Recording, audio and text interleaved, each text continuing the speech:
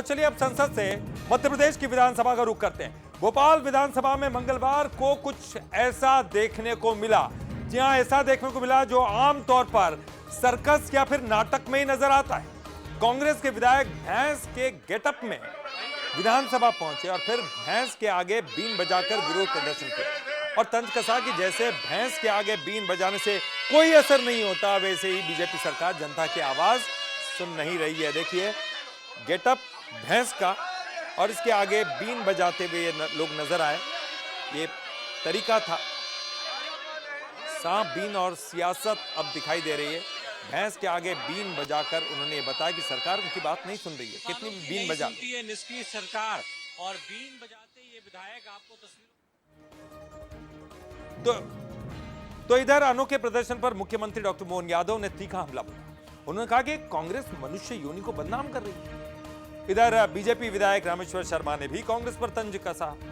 कांग्रेस आस्तीन के सांपों के लिए बीन बजा रही है। कांग्रेसियों को इंटरनेशनल सपेरों से बीन बजाने की ट्रेनिंग मिली है। विधानसभा के मित्रों को, खासकर अपोजिशन के मित्रों से कहा है कि आप 2.5 लाख से ज़्यादा वोटरों के बीच में से चुन के आते हैं, तो चुन के आने के लिए अपनी मर्यादा के आधार पर आपको पूरा अधिकार है। आप फ्लोर पे बोले, सदन में बोले, लेकिन अब आपको तो फर्क पड़ता नहीं है। मुझे तो वो वन्य प्राणी पे दया आती जो इस बात पे हंसते होंगे कि ये हमारा रूप बना के भैंस क्यों बनना चाहते हैं, ये मनुष्य योनि को बदनाम कर रहे हैं। ये कांग्रेस का रंग बदलने का चरित्र आज़ादी के बाद से दुनिया ने देखा है, प्रदेश ने देखा है, तो अपने चरित्र को क्यों बता रही सामने। हम सब जानते हैं कि उनके ज़माने में भैंस के आगे बीन बजाने जैसा ही समय चलता था। मेरी नागपंचमी की हार्दिक शुभकामनाएं। और कांग्रेस को बीन बजाना इसलिए आने लगा है क्योंकि कांग्रेस के अभी इंटरनेशनल सपेरे कुछ दिन पहले राजधानी में आए थे और उनने ये कहा था कि आस्तीनों के सांप ढूंढना है, तो सांप ढूंढने के लिए बीन बजाना पड़ेगा। और कांग्रेस के अंदर इतने अस्तित्व के सांप हैं कि उनको ढूंढने के लिए वो बीन बजाने का प्रयत्न कर रहे हैं। मेरी ओर से पुनः उनको अपने आस्तीनों के सांपों की और नागपंचमी की दोनों की हार्दिक शुभकामनाएं। और आखिर में कांग्रेस ने अपने विधायकों के परिजनों पर हुई एफआईआर के विरोध में वॉकआउट कर दिया और सरकार पर राजनीति बदले की कार्रवाई करने का आरोप भी लगा। कांग्रेस ने सदन से वॉकआउट किया है। सेना पटेल हमारे साथ, उनसे बात करेंगे।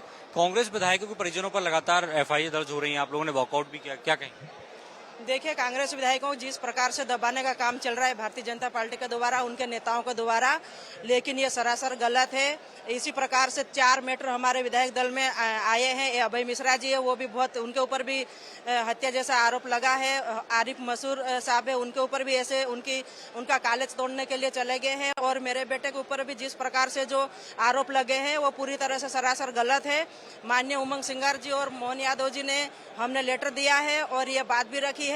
जिस प्रकार से सदन में मैंने प्रश्न उठाया है, ये 109 BNS हटना चाहिए, क्योंकि पहले कितनी दुर्घटना हुई है लेकिन उसमें ऐसी कोई धारा नहीं लगी, लेकिन ये सामान्य घटना हुई है, वहाँ पे इस प्रकार की धारा लगा दी गई है। तो निश्चित ही मोहन यादव ने, मुझे विश्वास है कि वो निश्चित ही ये धारा हटवाएंगे और दूध का दूध और पानी का पानी करेंगे। कांग्रेस विधायकों को पॉइंट आउट किया जा रहा है, आपके कॉलेज की परमिशन निरस्त कर दी, अभय मिश्रा के परिवार पर एफआईआर, सेना पटेल के बेटे पर। हाँ, सेना पटेल और अभय मिश्रा पे गलत हुआ। मेरे कॉलेज पर तो मैं केवल इतना कहूंगा कि अच्छा करा। एक शिक्षण संस्था को बंद करना ये भारतीय जनता पार्टी की संस्कृति रही है, उससे मुझे कोई एतराज नहीं। न्यायालय में मामला है और ये कितना ही प्रताड़ित करें, न कल डरे थे न आज डरे। क्या लगता है, आम आदमी की शिकायत पर कार्रवाई नहीं होती, लेकिन विधायकों के परिवार पर लगातार एफआईआर हो जाती है? परमिशन, चुनाव हार जाते हैं उसके बाद ऐसे ही करते हैं। जब चुनाव हार जाते हैं तो जीते हुए विधायकों को परेशान करने के लिए यही काम करेंगे और कुछ करेंगे, उनका काम है ही नहीं। तो बिल्कुल खासतौर से कांग्रेस विधायकों को टारगेट किया जा रहा है और शायद यही कारण है कि आज उन्हीं विधायकों पर हुई एफआईआर, परिवार को, पीड़ित को लेकर कांग्रेस ने वॉकआउट किया।